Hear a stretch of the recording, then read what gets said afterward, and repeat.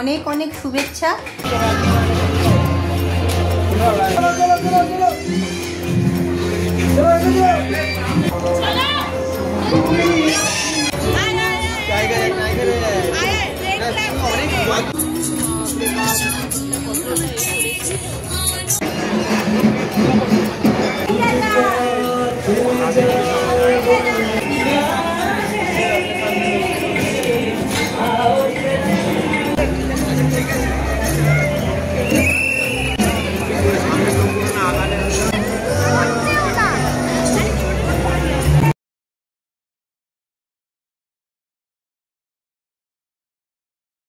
নমস্কার বন্ধুরা, আশা করি তোমরা সবাই খুব ভালো আছো। আমিও খুব ভালো আছি। সম্পাস লাইফস্টাইলের আরও একটা নতুন ভিডিওতে তোমাদের সবাইকে স্বাগত।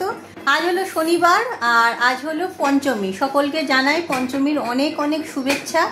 আর এখন বাজে প্রায় 5টা। আমরা এখন বেরোচ্ছি একটু ঠাকুর দেখার জন্য। আর এখানে এই যে বাবি বাবান সবাই রেডি হয়ে গেছে। এই যে বসে আছে বাবি, রেডি হয়ে গেছে। তো এখন আমরা বেরোবো। তোমাদের দাদাভাইও রেডি হয়ে গেছে। বাইরে আজকে সকাল থেকে একটুও বৃষ্টি হয়নি, রোদ বেরিয়েছে। তো ওয়েদার আজকে ভালোই গরম আছে। গরম ঘরের মধ্যে এসি চলছে বলে বুঝতে পারছি না।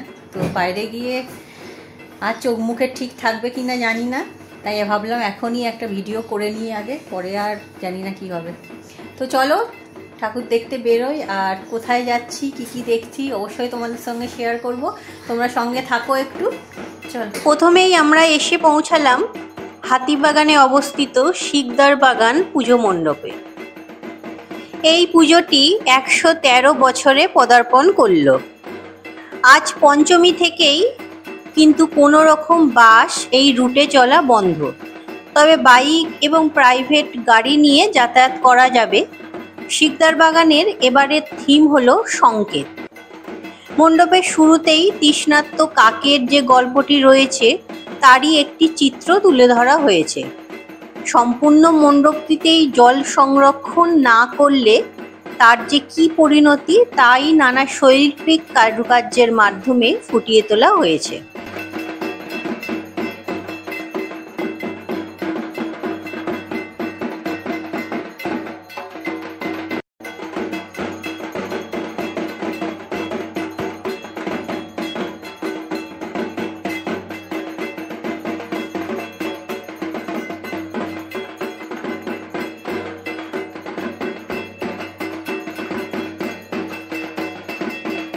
মণ্ডপের ভিতরের দিকের দেয়ালে এই কমিটির নানা কবি শিল্পীদের নানান লেখা তুলে ধরা হয়েছে।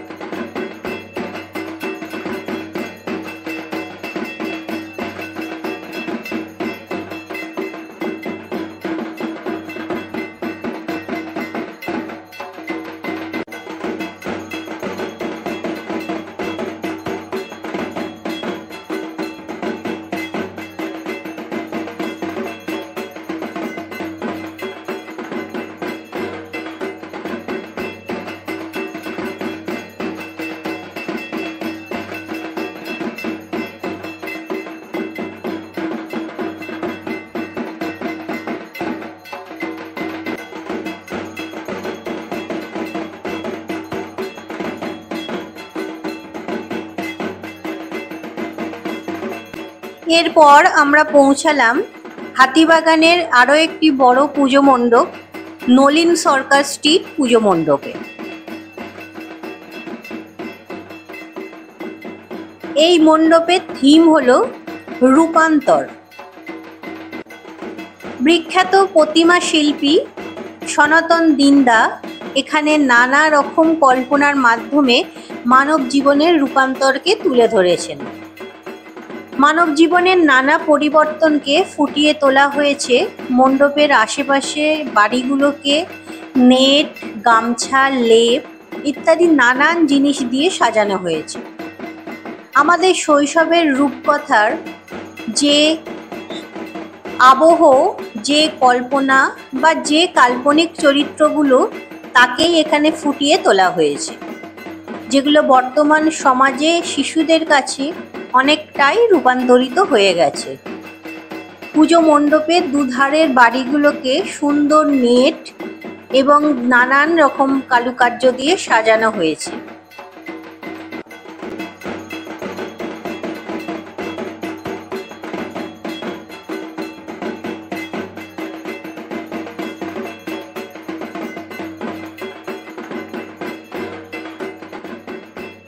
সুন্দরভাবে রূপকথার গল্পগুলোকেই যেন বাস্তবে রূপায়িত করা হয়েছে।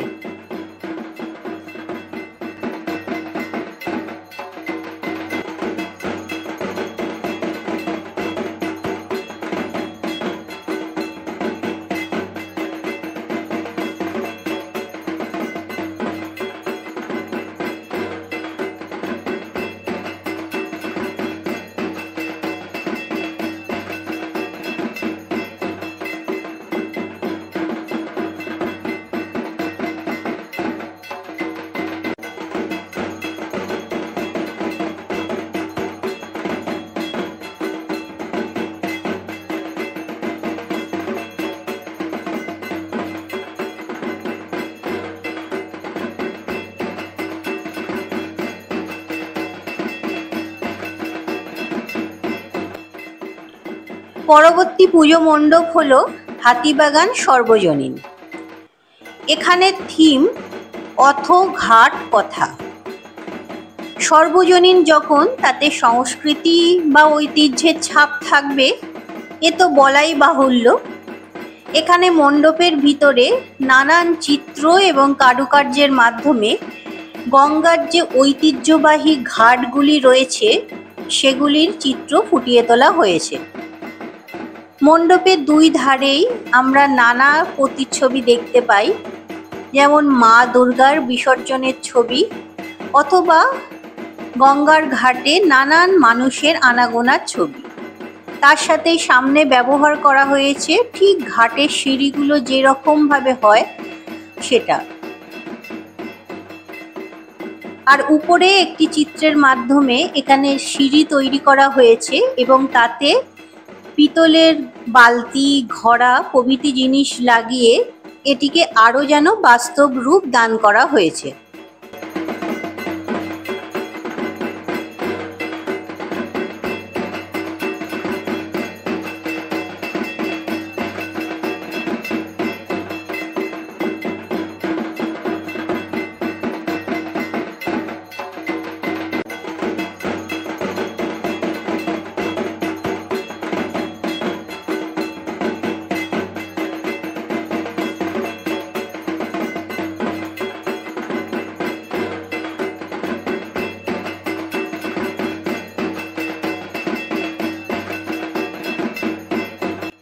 আর মা দুর্গার প্রতিমা এখানে কিন্তু সত্যিই অনবদ্য, খুবই সুন্দর, একেবারে ঐতিহ্যবাহী একটি মূর্তি।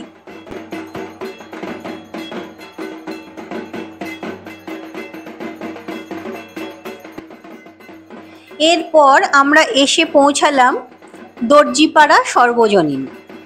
এনাদের এবারের থিম হলো ফেলুদা বা রহস্য রোমাঞ্চ।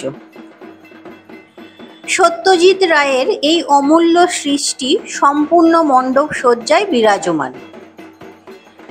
তবে মূল মণ্ডপে পৌঁছানোর আগেই গলির দুপাশের বাড়ির দেয়ালে যে চিত্রকলা ফুটে উঠেছে তা আমাদের নিয়ে চলে সেই পুরনো কলকাতায়।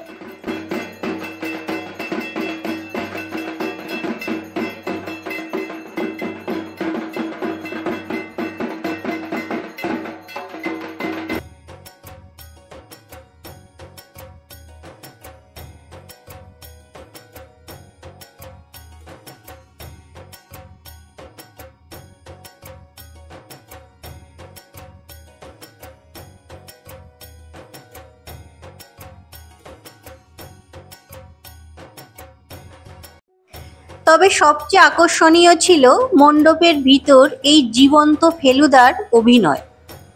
সত্যিই মন টানছিল। বেশ কিছুক্ষণ দাঁড়িয়ে গেলাম আর করলাম ক্যামেরা বন্দি।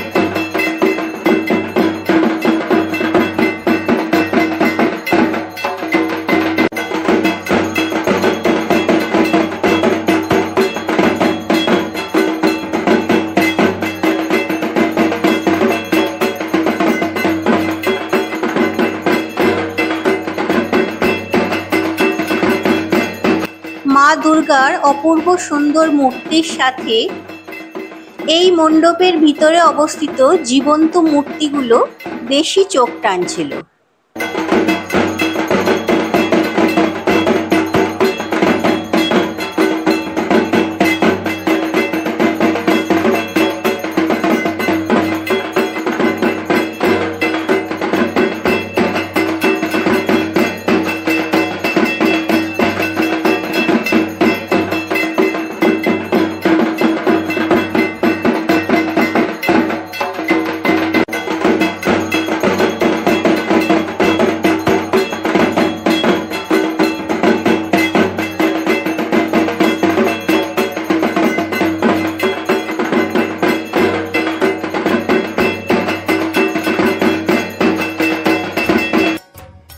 অবশেষে আমাদের সর্বশেষ গন্তব্য হাতিবাগান কাশীবোস লেন। ভক্ত দর্শনার্থীর উপচে পড়া ভিড় নিজেই প্রমাণ করে দিচ্ছিল মণ্ডপের মান। এখানের এবারের থিম পাক দণ্ডি। লীলা মজুমদারের সৃষ্টি নানান ভাবনা ও চরিত্ররা ফুটে উঠেছে এই মণ্ডপ সজ্জায়। মণ্ডপের অভূতপূর্ব পরিবেশনা এবং লাইভ প্রদর্শন দর্শকদের চোখ টানছিল।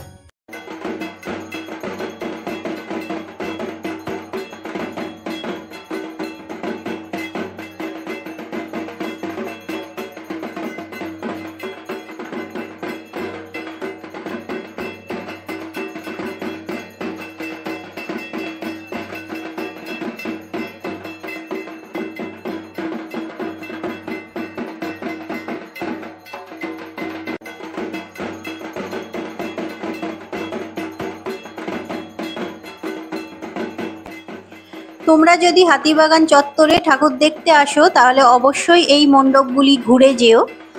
আজকে ভিডিওটা যদি তোমাদের একটুও ভালো লেগে থাকে তাহলে অবশ্যই একটা লাইক, শেয়ার এবং কমেন্ট করে আমাকে জানিও। আর তুমি যদি নতুন হও তাহলে চ্যানেলটা সাবস্ক্রাইব করে পাশে থাকা বেল আইকনটা প্রেস করে রেখো। যাতে দুর্গাপুজো 2025-এর পরবর্তী ভিডিওগুলো আপলোড করার সাথে সাথেই তোমার কাছে পৌঁছে যায়।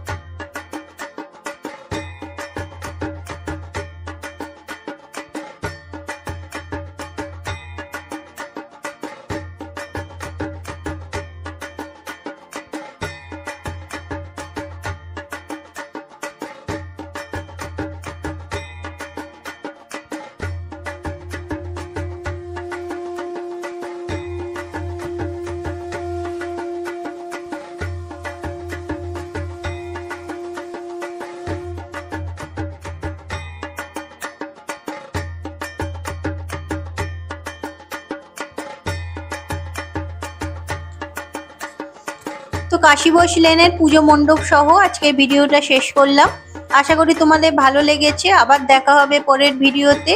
ততক্ষণ সবাই ভালো থেকো, সুস্থ থেকো আর খুব খুব আনন্দে থেকো। খুব ভালোভাবে পুজো কাটিও। টাটা।